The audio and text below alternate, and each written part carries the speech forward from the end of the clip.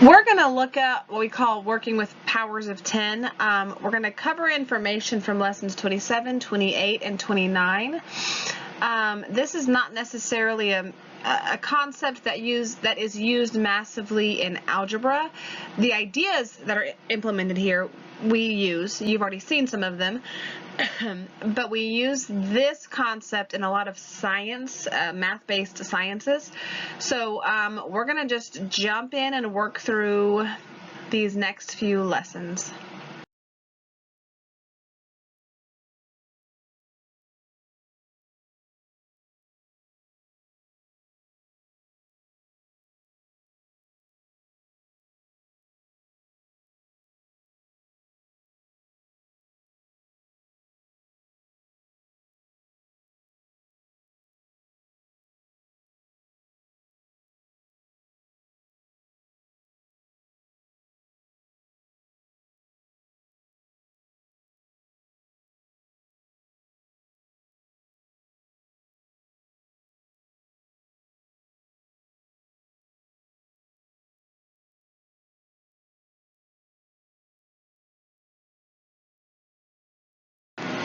So let's look at something for a second.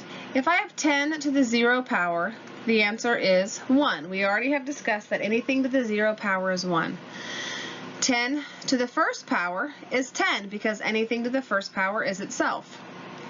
10 squared is 10 times 10, which is 100. 10 cubed is 10 times 10 times 10, which is 1,000. And if I start paying attention, I'm going to notice a pattern here. 10 cubed has 3 zeros. 10 squared has 2 zeros. 10 to the first power has 1 zero. 10 to the 0 power has 0 zeros. So what we've done is we have added zeros to the right of our number according to the number of exponents that I have. Now I can take that idea and kind of work it backwards. If I have 10 to the negative first power, we have already talked about how to take the time to solve this. I can't have a negative exponent, so I have to make it a fraction.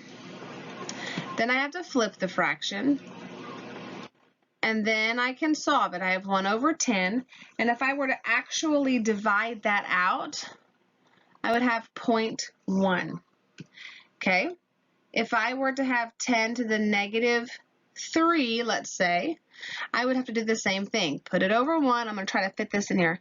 Flip it. The exponent becomes positive. I end up with 1 over 1,000.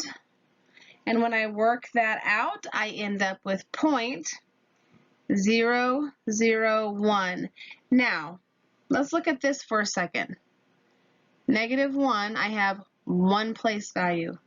Negative 3, I have 3 place values. So when I'm working with a positive, I add places to the right. When I am working with a negative exponent, I add places to the left. So let's do just a couple more real quick of those. Just want to make sure it kind of makes sense here. And again, this only works with the power of 10. So if I have 10 to the 5th power, I can take the time to multiply 10 times 10 times 10 times 10 times 10, or I can know because it's a base 10, I can simply put 1, 2, 3, 4, 5 zeros. Why 5? Because that's the exponent that I have. Now, what if I have 10 to the negative 5? So here's how I do this. I put my decimal, and I know I have to have 5 places. 1, 2, 3, 4, 5. And it has to end in a 1 because it's a power of 10. And then I just put my 0 placeholders. Now, obviously, to turn in my answer, I just rewrite that. I'm so visual that I literally have to draw my lines to see how many places to fill in. 2, 3, 4, 1. And that is going to be this answer. Just remember, whatever my exponent is, 5, I have to have 1, 2, 3, 4, 5 place values. And when it's a power of 10, it has to end with a 1. The next thing I want us to look at is something that you've already seen, but we're going to just apply it to our powers of 10.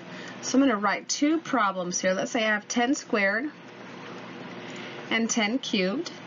And then let's say I have 10 to the 8th power. These are two separate problems.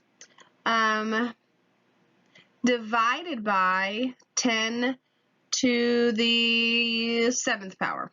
Now, remember, when we are adding like when we are multiplying like bases, two things side by side, no sign means multiply, we add our exponents. We keep our base and we add our exponents. Why are we adding? Because technically we're multiplying. And the rule with exponents is when you're multiplying with exponents, you add them. And 2 plus 3 is 5. And in this case, we are told to solve this problem, which means we actually have to work this out. But because I know my rule with base 10, I just need to have 5 zeros. 1, 2, 3, 4, 5. And that is 10 squared times 10 cubed. Now remember, if we're dividing, we subtract. Multiplication equals adding. Dividing equals subtraction. We keep our base. And then we're going to subtract our exponents. Why are we subtracting? Because we're dividing. 8 minus 7 is 1. And 10 to the first power is just 10. Let's do one with a negative now. Let's say that I have 10 to the 2nd power divided by 10 to the negative 1st power.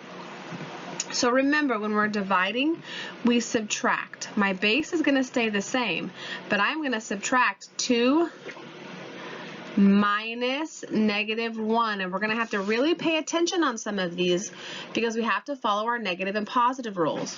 What do I know a minus a negative is? Minus a negative becomes a plus. So what I really have is 2 plus 1, which is 10 cubed. And 10 cubed is 1, 2, 3. Okay, so just watch your negative and positive signs when you're multiplying or dividing. Now remember, multiplication means add, divide means subtract. So let's talk about if we're how you're actually going to see this more often than not in a math problem.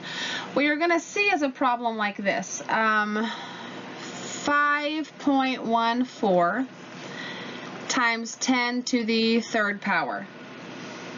And if I remember correctly, well, I'm telling you this, all I have to do when I have a positive exponent is I just have to add that many zeros, right? I have to add 3 zeros, have to have 3 zeros. I can take that idea when I am multiplying a power of 10 and sort of do the exact same. Instead of adding zeros, what I'm going to do is if I am multiplying by a positive exponent, I'm going to move my decimal to the right, the amount of places my exponent says. So 5.14 times 10 to the 3rd, I'm going to take my decimal, I'm going to move it 1, 2, 3 places, and I'm going to have to put a placeholder in here to hold that spot. So my answer is 5,140. Now, if I had a negative exponent, I'm going to do the same thing. I'm going to move my decimal, the number of places my exponent is, but if it's negative, I'm going to move to the left. So I'm going to go 1, 2, 3, and I'm going to put in my placeholders there. And my answer, when I'm multiplying by a negative number, becomes 0.00514. Okay, so if I am multiplying by a power of 10 with a positive exponent, I move my decimal to the right. If I am multiplying by a negative exponent, I move my decimal to the left. So I'll do one more. 4.6 times 10 to the 4th power. I'm going to move my decimal 1, 2, 3, 4, and I got to put in some zeros there for my placeholder, and I end up with 346,000, 346,000, and I put my box straight through my 3. But so multiplying by a power of 10, positive exponent, move your decimal to the right, negative exponent, move your decimal to the left. Now this is kind of strange, but dividing by a power of 10 is the same thing as multiplying with a negative exponent. Now that's a lot of words. Basically this. Go back to our number we had here. This is a positive exponent. And when we're multiplying a positive exponent, we moved to the right. But because I am dividing, I'm going to move to the left. And I think right now you're not going to be dividing by negative exponents. So just worry about positive exponents. So if I am dividing by a positive, I move my decimal to the 1, 2, 3 to the left. Okay? So let's say I give you, well, let's say I give you 3.96 divided by 10 to the first power. Because I am dividing, I move to the left one place, and my answer would be 0.396. 0.9 divided by 10 to the fourth power. Because it is division, I'm going to move my decimal to the left 4 places. 1, 2, 3, 4. 1, 2, 3, 4. So my answer is this. Okay? So multiplying, if I am multiplying, let's go over this one more time. Multiply by a positive power of 10, I go to the right. If I am multiplying by a negative power of 10, I go to the left. If I am dividing, you will not be dividing by negatives at all yet. So for right now, when I'm dividing by a positive, we also go to the left. And if you have absolutely no idea what I'm talking about, I genuinely don't care if you just pull your calculators out and solve these that way, because that will always get you to the right answer as well. All right, I'm going to attach the homework to the GroupMe or the portal. So that's it. Let me know if you have any questions.